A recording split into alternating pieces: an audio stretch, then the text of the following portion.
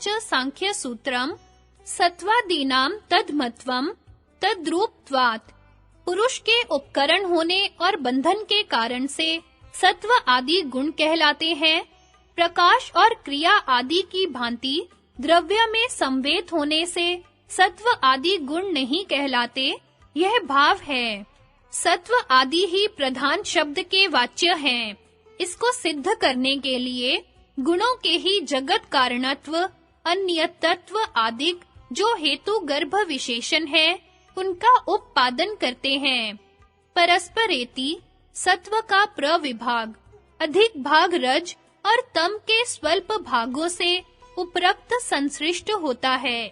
ऐसे ही रजस और तमस का भी जानना चाहिए। इस भांति परस्परोक्त विभाग तथा संयोग विभाग धर्म वाले हैं। इससे यह भी सिद्ध हो गया कि सत्व आदि गुण द्रव्य है तथा एक दूसरे की सहायता से अवयवी को उत्पन्न करते हैं, क्योंकि कार्य कारण के अभेद से ही आरंभ होता है। शंका: यदि इतरेतर सहायता से सब गुण सब कार्यों के कारण हो, तो सत्व आदि को भी क्रिया आदि के होने से सक्रियत्व आदि की आपत्ति से प्रकाश आदि शक्ति का सांकर्य होगा। समाधान: तत्राह परस्पर अंग अंगित्व होने पर भी एक दूसरे के अंग अंगी भाव से उत्पन्न किए द्रव्य में प्रकाश सत्व का ही गुण है, क्रिया रजस का ही गुण है और स्थिति तमस का ही गुण है। अतः प्रकाश आदि का शक्ति विभाग का समवेत सम्मिश्रण नहीं है तथा तुल्य जातीय और अतुल्य जातीय शक्ति भेद के गुण अनुपाती हैं।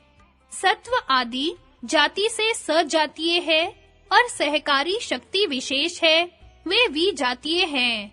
तदनुपाती है, उनके अविशेष से उपष्ठंभक स्वभाव वाले हैं।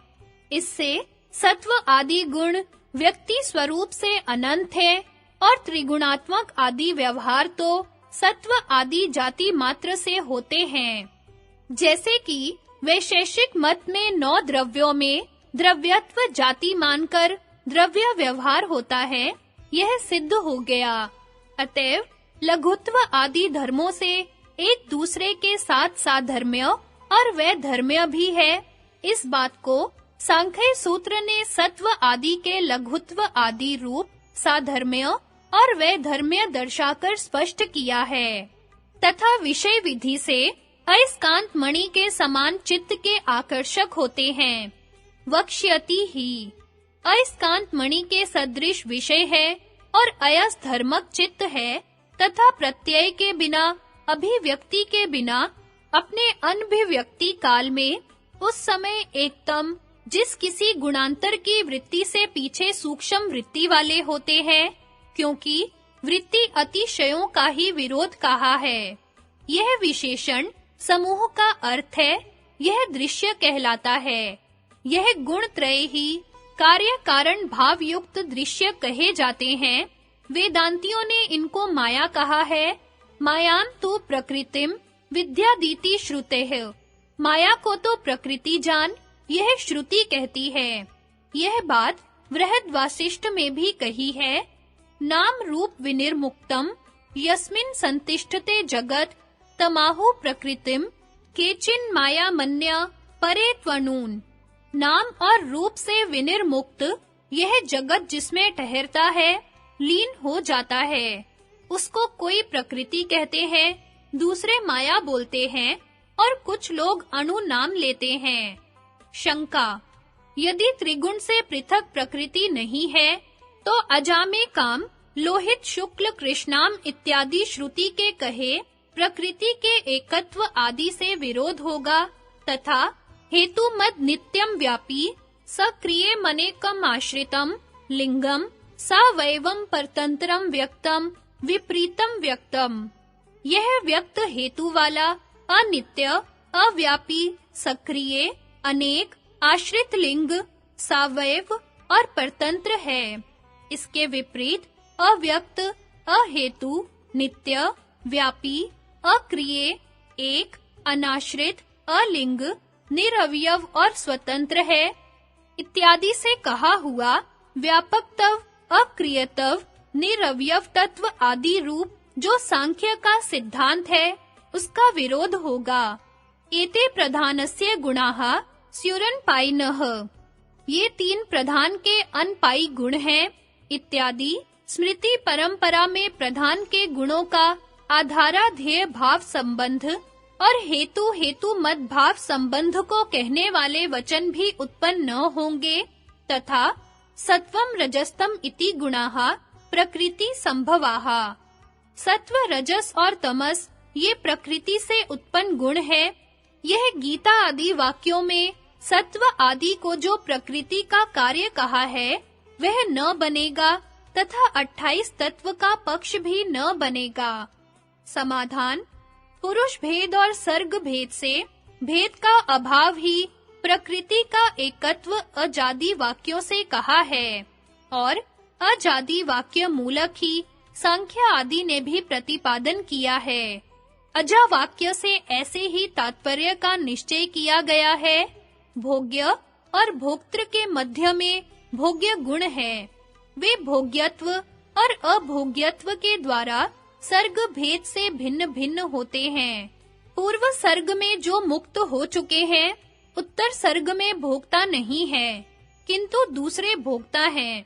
अतः प्रकृति एक है और पुरुष अनेक है, यह कहा जाता है तथा वे ही गुण सब सर्गों में सृष्टा होते हैं और महत आदि विकारों का तो सर्ग भेद से भिन्न होना स्पष्ट ही है, क्योंकि अतीत व्यक्ति का पुनः उदय न होना आगे कहेंगे।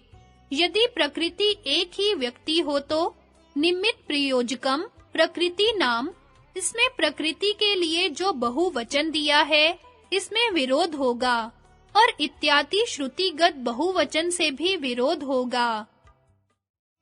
प्रकृति का व्यापकत्व तो कारणत्व सामान्य से ही जानना चाहिए। कारण शून्य प्रदेश का अभाव होने से, जैसे कि गंध आदि पृथ्वी आदि में व्यापक होते हैं, महद आदि तो सामान्य से भी व्यापक नहीं है। अतएव अंश भेद से प्रकृति की व्यापकता और परिच्छिन्नता मानी है। अतः जात्यंतर परिणामः प्रकृत्या पुरात्, यह आगामी सूत्रोक्त प्रकृत्या पूर्व भी घट जाता है। प्रकृति का जो अक्रियत्व माना है, वह अध्यवसायभिमान आदि रूप प्रतिनियत कार्य से शून्य है, चलन आदि क्रिया शून्य नहीं है। प्रधानात् क्षोभ्यमानाच् तथा पुंसः पुरातनात् प्रादुरासीन महद बीजम प्रधान पुरुषात्मकम। शोभ्यमान प्रधान से तथा पुरातन पुरुष से प्रधान पुरुषात्मक महद बीज का प्रादुर्भाव हुआ इत्यादि स्मृतियों में प्रकृति को भी क्षोभ नाम चलन माना है। प्रकृते गुण सामस्य निर्विशेषस्य मानवी चेष्टा यतः स भगवान काल इत्यभिधीयते। हे मानवी, निर्विशेष गुण साम्य प्रकृति की जिससे चेष्टा होती है वह भगवान काल कहलाते हैं। यहाँ स्पष्ट ही प्रकृति की क्रिया कही गई है और जहाँ कहीं पुरुष का भी क्षोभ श्रुति में आया है, वह संयोग के उन्मुख होना रूप गौण क्षोभ है, क्योंकि संयोग की उत्पत्ति तो प्रकृति के कर्म से ही होती है।